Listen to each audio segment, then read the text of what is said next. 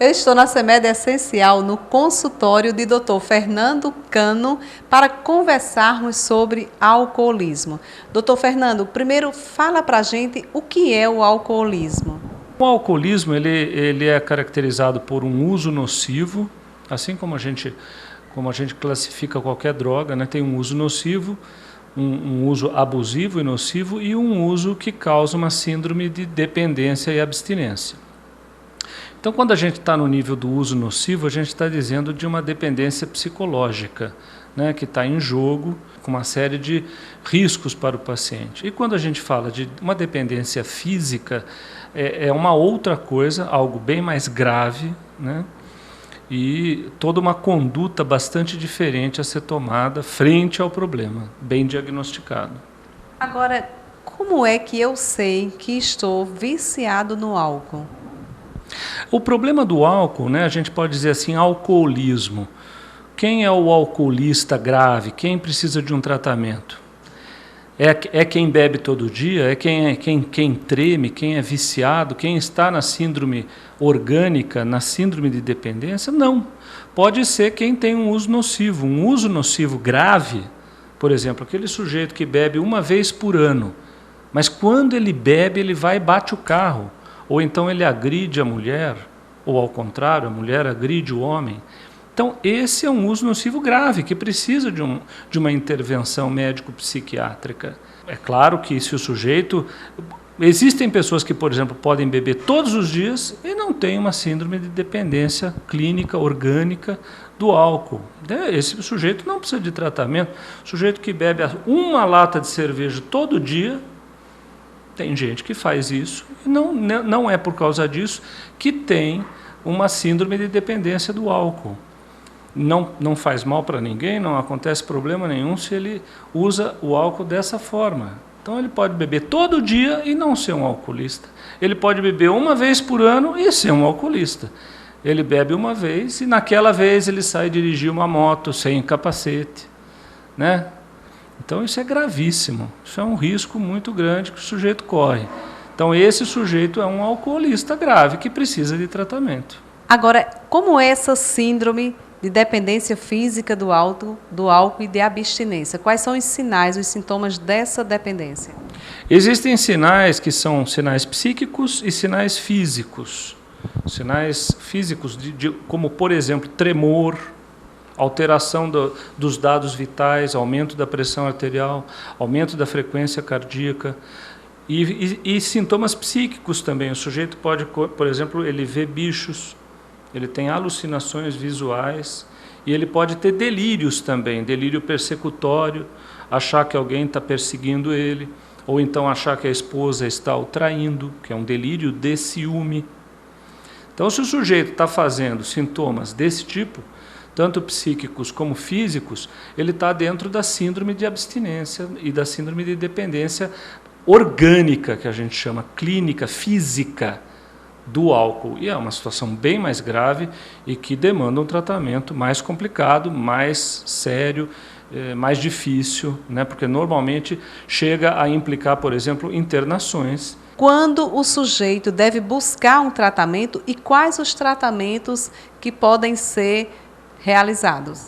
Com relação aos tratamentos, é possível você tratar não só essa primeira situação que a gente está dizendo, uma situação mais simples, como o uso abusivo, como o uso nocivo do álcool e também a síndrome de dependência grave. Porque, na verdade, isso é importante que a gente diga, que o álcool é um depressor do sistema nervoso central. É uma ilusão dizer que o álcool é um excitante. Muita gente pensa assim, né?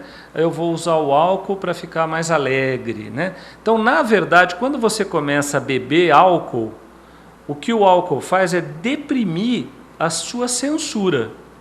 O álcool ele é um depressor, ele começa deprimindo a censura. Quando deprime a censura, o que acontece? O sujeito fica mais animado, fica mais liberado. Então ele fica mais alegre e tal.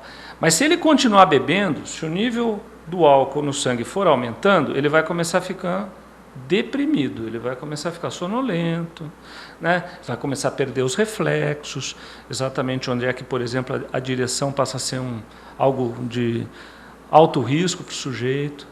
E se ele continuar bebendo, ele vai ficar torporoso, ele vai ficar desmaiado e podendo chegar ao coma alcoólico, que a gente chama de coma. Coma alcoólico, o sujeito pode entrar em coma e pode inclusive morrer num quadro importante de intoxicação aguda por álcool. Agora, doutor Fernando, fala para o telespectador em casa da importância de não associar a bebida à direção, porque é algo muito comum também na nossa região. Essa lei, a lei seca, né, que nós temos, essa mudança da lei bem mais rigorosa com relação ao álcool, ela não é à toa não, ela é muito séria e muito importante, né?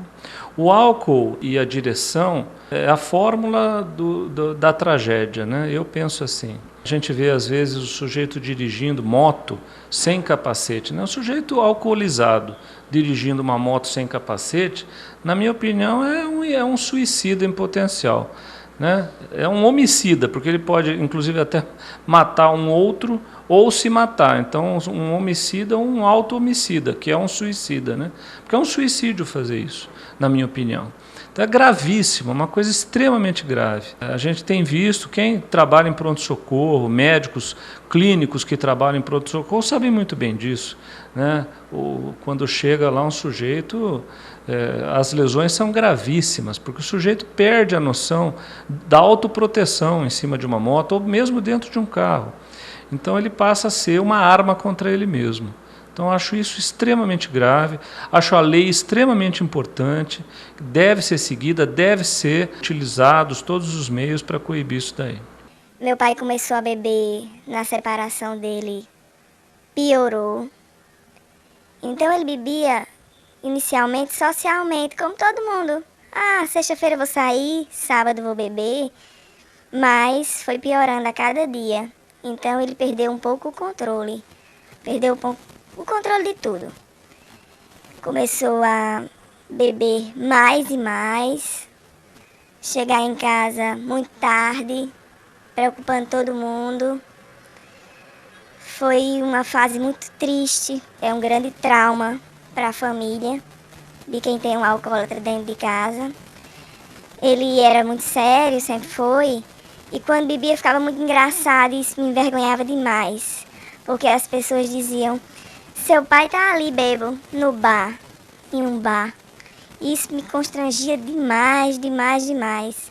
É uma coisa que eu não desejo pra ninguém. Isso é uma doença, as pessoas dizem, ele bebe porque quer. Ele é um beberrão. Mas isso é terrível, isso é uma doença. Porque assim, quando a pessoa bebe, a pessoa não nota que tá machucando tanto.